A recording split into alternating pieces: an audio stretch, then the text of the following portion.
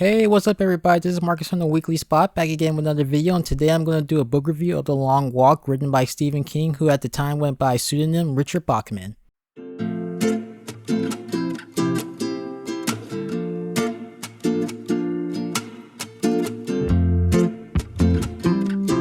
So set in an alternate dystopian version of the United States, the story follows Ray Garrity as he's about to participate in an annual grueling contest called The Long Walk, where 100 boys walk a steady pace of 4 miles per hour without stopping, with the winner being awarded the prize, which is anything that he wants for the rest of his life.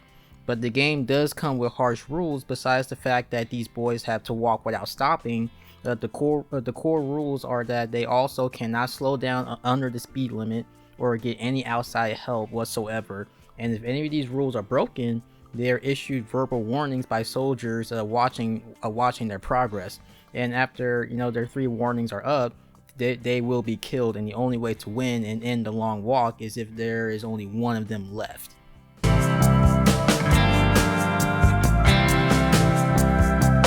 Now, when it comes to bleak stories, it's not something that I'm crazy about. I mean, there are some that I like, don't get me wrong. I mean, if it's a good story, it's a good story.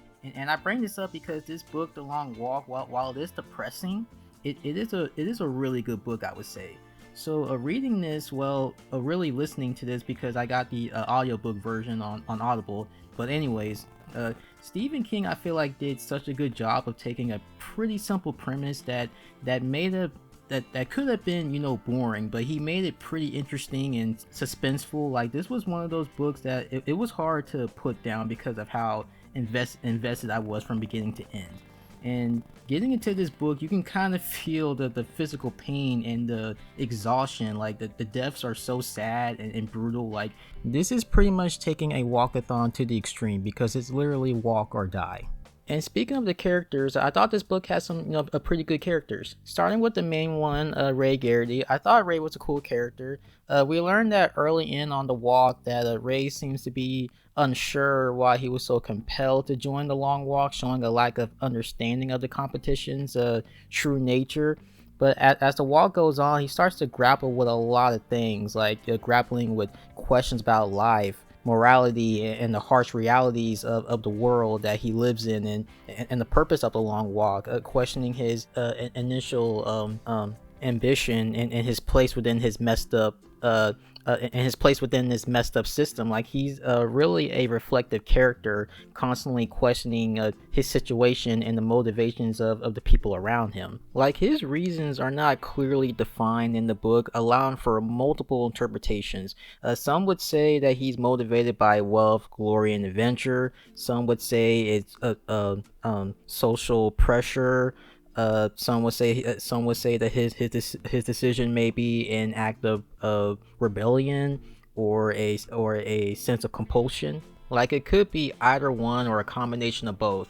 And as the walk goes on, Ray forms friendships with other walkers, getting to know them and building, a bond and a brotherhood. But it's a pretty fragile brotherhood, because while they are getting along, at the same time, they are all aware that only one can make it out as alive, which does lead to some conflicts. Now, there are quite a bit of characters here, but I'll just go over the ones that I would say had more of a major role, starting with Hank Olsen, who is like the confident and wisecracking guy of the group, or at least that's how he was at first, until he realized how really messed up the walk is, which, I guess that's how, like, everybody was at first. But with Olsen, he came in with, full bluster and bravado, and that changed real quick. Then there's Arthur Baker, who you learn has, somewhat of a morbid fascination with death, which there is a reason for that as you learn more about his background as the story goes on. And there's also other things in his past that I don't want to spoil, but despite all that, he does come off as the most gentle, kind, and thoughtful person of the group. The next character is Peter McReeves, or Pete McReeves. Now, Pete is a complicated character, kind of like Olsen. He's a wisecracking guy, but his humor is a little more dark and cynical.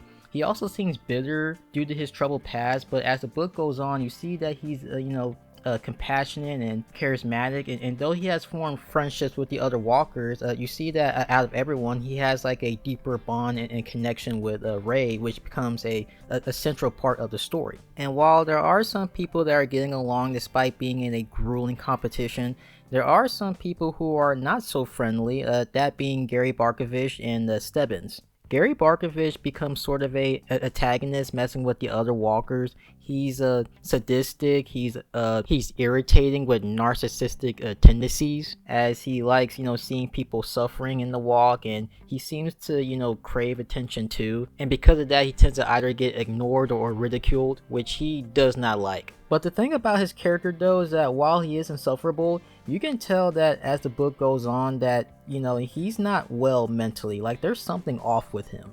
Now, I don't know if that 100% excuse his behavior, but at least you understand. And I'm not gonna lie, I do like low-key, despite everything, I do low-key feel bad for him. Like, I don't think he's remotely likable or that good of a person, but I do kind of feel bad.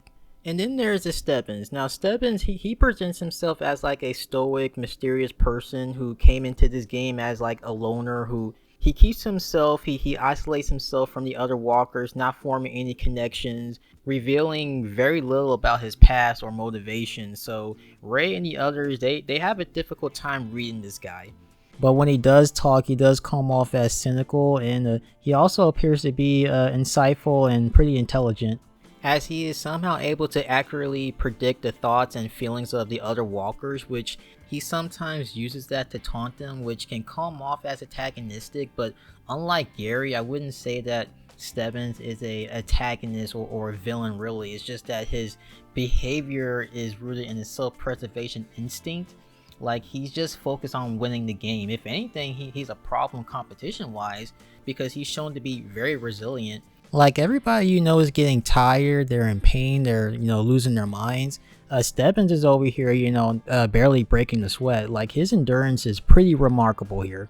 But really the real villain or villains, I would say, is the Major and the Long Walk itself. Now there's not much to say about the Major, because besides the fact that he's like a high ranking official that has been overseeing the Long Walk for years, who seems to have like this cold, commanding presence about him, you really don't know anything about him, and he's not really in the book a lot. The book is mainly about the boys, like you're spending time getting to know them, while the Major is more like a shadowy figure just watching everyone. Like that's pretty much what he is here. And as for the Long Walk itself, I mean, there's not really much to say about that either, other than it sucks. I mean, just thinking about walking that many hours, that many days, and dealing with like the road conditions and the weather and just everything, really, just everything. Like it just sounds terrible. And yeah, you can say that these boys, they did it to themselves, because it's not like they were forced into it. Like they all volunteered, but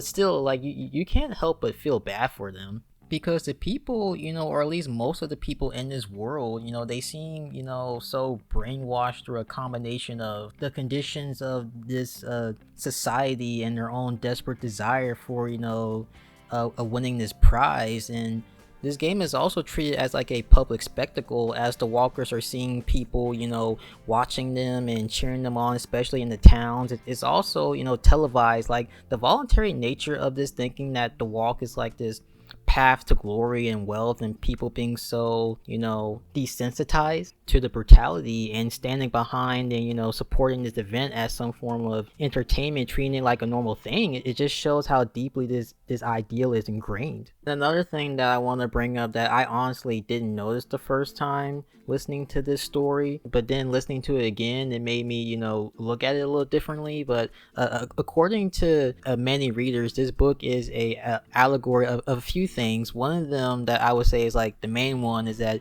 this book is an allegory for war, more specifically the Vietnam War, because of its senseless violence and the exploitation of the soldiers. Now, I honestly don't know a lot about the Vietnam War, but the little that I do know, I can see why people would think that, especially since it was written in the late 1960s during the Vietnam War, and apparently, may I add, was also during Stephen King's freshman year in college in 1966 to 1967, and this was actually his first completed novel, though it wasn't published until 1979. and many have also suggested that it's a metaphor for life itself and personal struggles. Now, I don't know if this was confirmed by Stephen King or is this just something that people have been saying. But again, I can understand why people would think that, so I don't think it's too far-fetched if you ask me. I mean, I can definitely see it.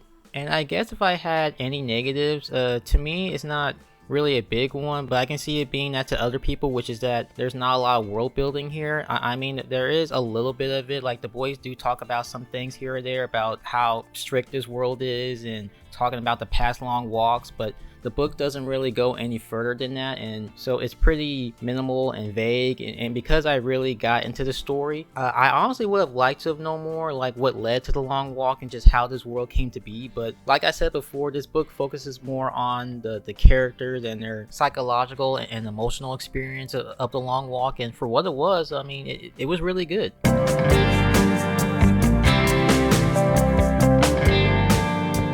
Overall, I thought this was a really good book. I liked the characters, I liked the story. It was suspenseful, it was emotional. This is something that I would recommend checking out. But like I said before, this is pretty bleak, so just giving y'all a heads up. But anyways, I would give The Long Walk a 5 out of 5.